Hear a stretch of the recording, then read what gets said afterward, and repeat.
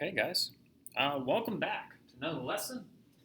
Today we're going to talk about three-dimensional figures. Uh, Probably would be a good idea to have this printed out PowerPoint slide-wise.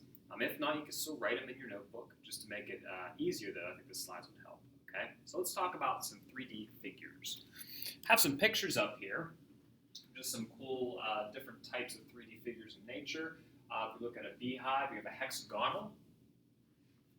Look at a cross section of these grapefruit, I think, and these are conic sections. Okay, so nice cone-like structures in there. Here we actually have a fractal pattern in this like fern leaf. Okay, and we'll talk about fractals possibly here in the near future. And we have this nice little spiral shell coming outward. So there's a lot of cool 3D shapes in nature that we can find. And this is where a lot of inspiration comes from a lot of mathematicians. Okay. And what's interesting is that this is almost programmed into nature, okay? And there's a lot of great discussion for this, a lot of videos. Maybe I'll upload some videos to Google Classroom so you guys can watch as to, why some of this stuff does happen in nature. But just some cool pictures, I thought. Get you thinking about some 3D shapes. So, polyhedron. It's like a polygon, but now 3D, okay? It's a solid with flat surfaces that enclose a single region of space, just like this guy down here, that cube. So the faces are the flat surfaces, okay? So if you look at a die, right, in fact, I have one. Or actually, I'll tell you what, we'll use my origami cube as a good example here. So if you're looking at this, these are the faces of the polyhedron, okay? The edges are where the two faces meet. So this face and this face both meet at this edge, okay? And the vertex is where three or more edges intersect at. So there's our vertex. In other words, it's the corners of the shape itself, okay? So just parts of a three-dimensional shape for you.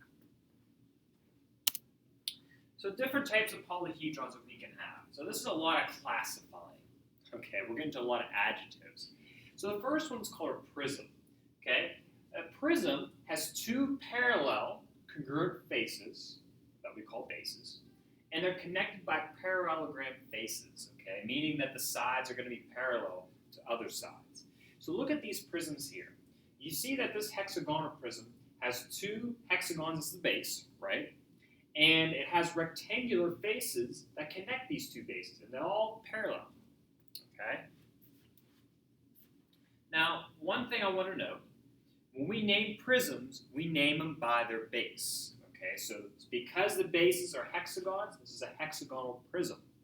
Because these bases are pentagons, it's pentagonal prism, rectangular prism, and so forth. Okay, so just want to make sure you understand that. When we're naming prisms, we name them by their bases. Okay, so those are what prisms are. So here's a couple more. Okay, we have a pyramid. Okay, different types of pyramids exist. The one that you're used to from seeing from Egypt, okay, we're talking about square pyramids. But we can also have hexagonal pyramids if they have a hexagon base. We could have an octagonal pyramid, okay, same thing. So it just depends on what the base is for the pyramid, okay. Cylinder, now this guy is not a polyhedron, okay, because it does not have actual sides to it. There's no sides to these shapes, that anything that are curved in structure. So cylinder, not a polyhedron. Okay, it is a 3D shape, but we don't classify it as a polyhedron, okay, because it doesn't match our definition of it. Okay, we have a cone, same thing, not a polyhedron, but still a three-dimensional shape that we could talk about. Okay, here's a sphere, okay, 3D circle. This does not have any faces, edges, or vertices. Still a 3D shape, but we don't classify it as a polyhedron. So here's some other examples. Now, I did have a reference sheet on 2D figures, okay, that had all this stuff. So if you printed that out, you have this information. Here's all the different types of prisms you can have. We can go further, but these are the most common that we're going to talk about in this class. Once again, you can see how we name each prism by its base. Down here are the different types of pyramids we can have. And I kind of discussed this already. The bases of each pyramid tell me what type it is. Okay, so this could be a pentagonal pyramid. Pentagon is the base. Okay, so really, when you're thinking about naming something, look at the base of the structure. That's what you're going to name it by. Okay, if there are two bases that are the same and they're parallel to each other, then we're talking about a prism. If it's a pyramid-looking shape, then look at its base to tell you what type of pyramid it is. Okay, so what I want to do for this example is we're going to classify the bases, the vertices, and edges for both of these shapes. Okay, so give yourself some space. It's going to take some writing here. So bases, edges, and vertices. Okay. So let's take a look at the, well, actually, I shouldn't say bases. Faces, which would include the bases. I'm sorry about that. See, I'm rhyming all the time. Do I want to keep rhyming? No, I don't want to keep rhyming. I thought it would get me into trouble, to be honest with you. I'd be thinking more about the rhyme than the actual lesson itself. Okay, the faces, we know what they are. Okay, the faces are what we're seeing mainly on the shape itself.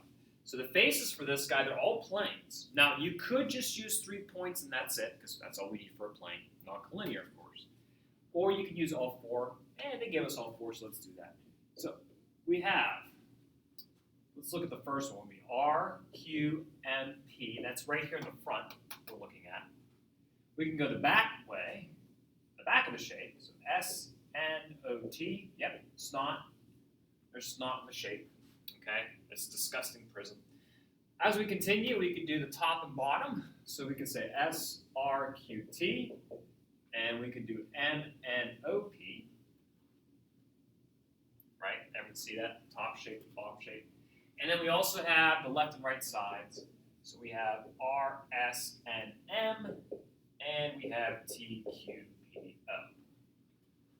Now naming these, I just named them going in one direction. Okay. Once again, you don't want to sit there and say, like, look at the first one. I don't want to go up top. I don't want to say S, Q, T, R. Okay. I want to pick a direction, either going in this direction, clockwise or counterclockwise. Okay. Because if I have to redraw this structure, I'm going to use these names to figure it out. Okay. The edges are the line segments, right, where these two faces meet. So there's a bunch of them. So we can say what? R, M, S, N, T, O, Q, P. That's all the vertical ones. Let's look at the horizontal now. So R, Q, S, T, M, P, N, O, M, N, P, O. And we'll stop there. I think, did I do R, S? No, R, S, Q, T. Wow. There's a lot of them there, isn't there? Okay, and the vertices is where 3 or more edges meet. So that's just the letters, right? The corner pieces. R, S, T, Q, M, N, O, P. That's all those guys listed for you. Okay? So we're just breaking the shape down by naming it, okay? And just classifying its parts. So let's look at the next one. And actually, what would this guy be? I think this is going to be, what, a rectangular prism? So let's write that down. A little extra, but rectangular prism. What's this shape over here going to be? It's a pyramid, right? The base of it is a triangle. So it's going to be a triangular pyramid. Triangular pyramid. Okay? So faces, edges, vertices. Let's do all of them for this guy. The faces, well, we only need 3 points, and that's all we got. So each face is these triangle pieces, right? There's going to be 1, 2, 3's in the back, 4's in the bottom. So it's 4 faces.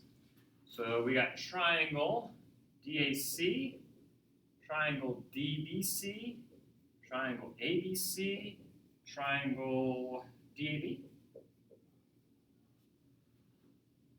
For those ones, I think I named them all. Once again, you could name these a little differently. You could have went in the reverse direction. You could have started at a different letter. But once again, go clockwise or counterclockwise when you're naming these, or just left, right, whatever, just some direction. You don't want to just name them randomly. Okay, that was the faces. The edges, well, it'd be the line segments, right? So that's going to be these three, right? And then these three here at the bottom. So let's go ahead and name them. So we have what? DA, DB, DC. So that's naming everything with D at the top. Then we have AB, AC, and CB. There's all of our 6. And then our vertices would be A, B, C, and D, the corner pieces. Okay. So there's 3 dimensions. And we do make these in class. They're fun to make. They really are. I enjoy doing origami. But there's everything put together. Okay. Let's continue. Moving on here. Okay. Regular polyhedrons, just like regular polygons, all the faces are regular congruent polygons and all the edges are congruent. Okay. So we're talking about the same measurements for these guys. Now, there are specific types that we can look at here, and these are called Platonic solids, named after the Greek philosopher and mathematician Plato. Okay, so if you take a look at tetrahedron, tetra means 4, and we're looking at 4 triangles put together. They're all the same identical triangles put together. A hexahedron is a cube. All these squares are being put together, and they're all the same square. They're all congruent. An octahedron, there's 8 triangles, all the same triangle. Okay. Dodecahedron, okay, that's 12 sides. 12 sides, and they're all pentagons. That looks like your soccer ball, right? If you think of a soccer ball. Icosahedron is 20 sides, and they're all the same triangle. Okay, so these are some solids that are named in honor of Plato for looking at these guys. So there's some really cool shapes there. I think a lot of people recognize these if you play a lot of board games, tabletop gaming, Dungeons and Dragons, right? You're looking at different types of die. So this is kind of similar to that, right? Okay, so if you're a board game enthusiast, these probably look somewhat familiar, right? Okay. All right, so let's talk about surface area and volume for these 3D shapes to kind of wrap things up. Okay, so as you can see, there is some vocab in this section. There is some classifying and naming. So the homework for tonight is for you guys to do that. You're going to name some 3D shapes. So we kind of get practice with that, okay? So let's look at surface area. Now you are given these formulas. So surface area means I want to know how much space occupies the outside of this guy. So this looks like think of it as a toilet paper roll, okay, in a way. Or, well, that would be a good example because the bases aren't there, really. Think of this as a can, okay? And what I did is I cut the can in half and I flattened it. Okay, so I took this can like this, cut it in half, and I flattened it on a piece of paper. I want to know how much space that can is occupying. That's what surface area is, okay? So the formula for this guy, and you're given this, will be 2 pi RH plus 2 pi r squared. Now what's interesting is this formula is pretty intuitive. The 2 pi r squared is the area of both these circles, right? There's 2 of them times pi r squared. This is the body of the can itself, which is rectangular, okay? It is circular when you put it together, but when you break it apart, it's rectangular, right? Okay? So 2 pi is the circle part of this, okay, which is the length of it. Okay, 2 pi r is one of the sides. The other side's the height. So this is really a rectangle that you're finding the area of, and these are the circles, which are the bases. Okay, see how that's kind of intuitive in a way? I mean, I'll still give you the formula, but I think coming up with the formula, it kind of works with what the shapes are. Okay, so 2 pi, my radius is what, 6? My height is 18. I'm going to do the same thing over here. I'm going to substitute values. Okay, so here's r, h, there's r again. Multiply. Now I'm going to write my answer 2 different ways, in terms of pi and a rounded answer. So this first part is 216 pi. The second part is 72 pi. So if I add those together, I get 288 pi, and this is in feet, so square feet. Once again, we talked about this in the previous lesson. That's more of an exact answer. A rounded answer would be multiply 288 by pi. We get 904.8 if I round to the tenths place square feet. Okay? So there's the surface area of that can. I'm going to give you a heads up. You're going to hear a bell. Okay? We're going to be switching classes here soon, so don't mind the bell. All right, let's keep going. Okay, next one. We're going to find the surface area of this prism. Okay? Now, when you look on a formula sheet, you'll see the word prism there. Okay? The formula for any prism is as follows. PH plus 2B. Now, you're probably thinking, well, that doesn't look quite right. And here's the deal. It really is. B is base area. That's what a capital B means. So if I want to find a total area that's occupying the outside of the shape, find the area of the two bases. Okay, I could do that. That's no problem, right? Now, what does this represent? Well, it's kind of like the cylinder example, okay?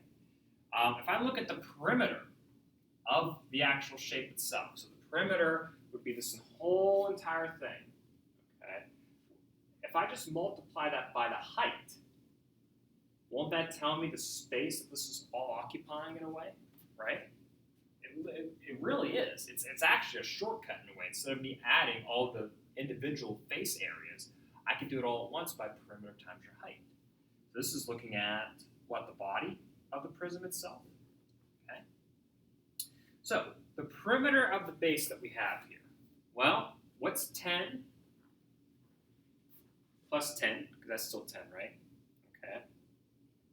And then we have 5.2 plus 5.2. I think it gives us, what, 30.4? And then the height is, what, 6? 2 times my base area would be what? 10 times 5.2, which is what, 52? I'll put that right here. 10 times 5.2. So you guys know where I got that number from. Okay. Plugging these numbers in. All right. Oh, we'll put surface area here. Sorry. Plugging those in, we get 286 and 4/10 square centimeters for that guy. Okay. That'll be the surface area of that guy. Not too bad, right? Just following the formula. No pi involved, so I don't have to worry about two different types of answers. Okay. Last one, and then we'll look at volume.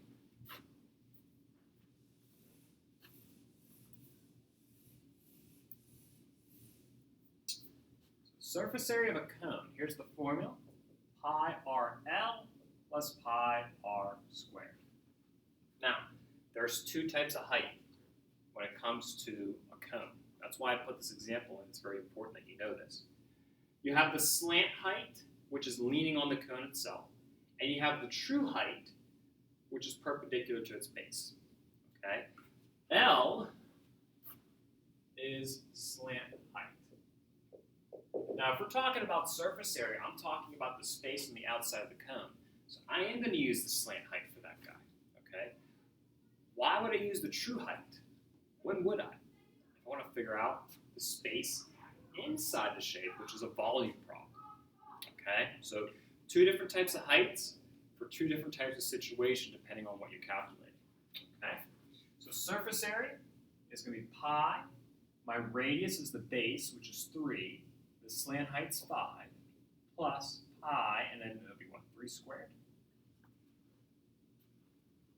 Okay. What do you think? So far, so good?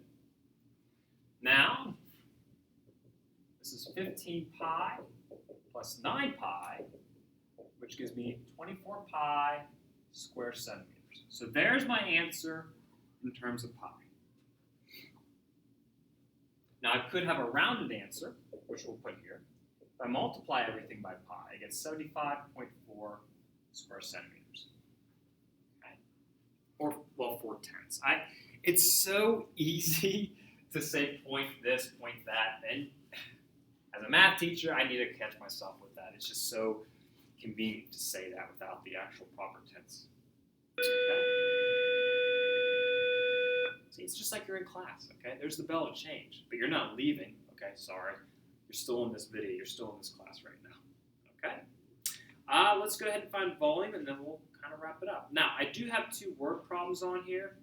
I'll give you the answers for them and have you check yourself, okay, to see if you get those answers. Have that be a nice little individual practice session, okay? And if you have questions, you can ask me. So here we go. Volume of a cylinder. Okay. Volume is pi r squared h for a cylinder. I'll put C for cylinder. Okay. So volume represents how much space is inside of this. So imagine me filling this up with sand or water. Okay, how much of that can I fit into this container? Okay. So pi, my radius is 6, they tell me, which is always the base. And then my height is 18. Okay. So this would be 36 times the 18 times pi. So here's your first answer. And remember, my first answer is, well, I'm not going to include pi, so I'm going to leave it there. So that's 648 cubic feet, pi cubic feet. If I want a rounded result, I multiply it, I get 2,035.8 cubic feet. So there's your 2 answers. Remember, this is in terms of pi, this is your rounded answer. Don't know if you're tired of me saying this over and over again, but hey, it's there for you. Okay? All right, let's continue. I'm going to put volume down here of a prism. The formula is for the same for this. It's capital B times H. Okay? Now, what does capital B represent? Well, remember the surface area one? That's your base area. Base area. H is your height. Honestly, probably the hardest thing with these volume and surface areas problems is knowing what the variables mean, okay? So the base area of this guy is what? 4 times 3, which is 12. The height is 3. Multiply those together, we get what? 36 cubic centimeters. Remember, everything's in cubic when we're talking about volume here, okay? And a lot of people ask why. Well, I'm multiplying 3 measurements together. They're all measured in feet, right? Imagine this is all as an exponent of 1. Put them together from your basic algebra. You add when you have like bases, so it's cubic feet. Okay? So it's just kind of looking at the units as what you did in algebra with regular exponents.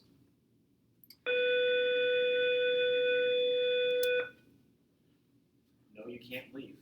Don't you dare click stop on that video. I'm warning you. You're missing some good stuff here. Okay, last one, guys. Grand finale. And let's find volume of a cone. 1/3 pi r squared times your h. Okay?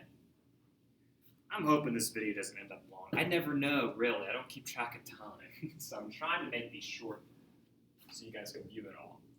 So it's 1/3 pi. The radius, which is 4 squared, and then my height is 9. Notice, I am not using 11. 11 is the slant height. That's the space that's on the outside of the cone. Okay, so you have to be careful with that. Always make sure you're doing the right height. That's that cursive L that I had. Okay, a lot of people ask why that is cursive. It's just to signify that you're using a different height. Okay, a lot of times L's can look like 1s or different things like that too. So I think making a cursive helps with that distinction. So we're going to have 2 different answers, right? I'm going to multiply 4 squared 9 times 3, okay? And if I do that, I get 48 pi cubic centimeters. Or I can go ahead and multiply by pi through. I get 150 and 8/10 of a cubic centimeter. Ha! I did not say 0.8 that time. Ha ha ha ha. Okay? Alrighty. So, what I will do for the real world problems, like I said, I want to make the video small enough, but this is the same thing. This is just a normal, I thought that was a cool looking pool, so I put that up there. All right. So for part A, you should have got 92.2 square feet. Part B, the volume is 67 roughly cubic feet. This is roughly. Okay. So that's your answers for this guy. And then for the other one, we're talking about candles, so we're looking at cylinders in this case. So the volume, okay, for this guy came out to be 526 and 6/10 of a cubic centimeter, and the surface area is 314 and 2/10 of a square centimeter. Okay, those are the answers for those two guys. So once again, I think this is a great exercise for you to try these out. Looking at the pool problem, okay, we're talking about pretty much, I think it's the same, yeah, we're still looking at the same shape roughly.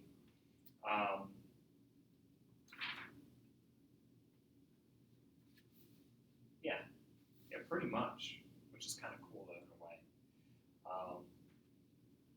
Well, I mean, I guess, well, the pool is like a cylinder we're looking at, and the surface area of the candle would be a little bit different with that. So it just, I take that back. No, because the candle's not a cylinder. They call it, I made it spherical. There goes my notes. I made it a spherical candle for this guy. So spherical. This one was a cylinder. Okay, looking at the pool. Think of those above ground pools, not this pool. I put that there because I thought that was really cool. Imagine having a pool looking like that. Okay, I think this video is long enough. So we did a lot of calculation. We did some naming. So look through your notes again. Watch this video a couple times if that helps you. And we're going to practice this for the next couple of days. If you have any questions, please let me know. But until then, I will see you guys in the next lesson. Take care.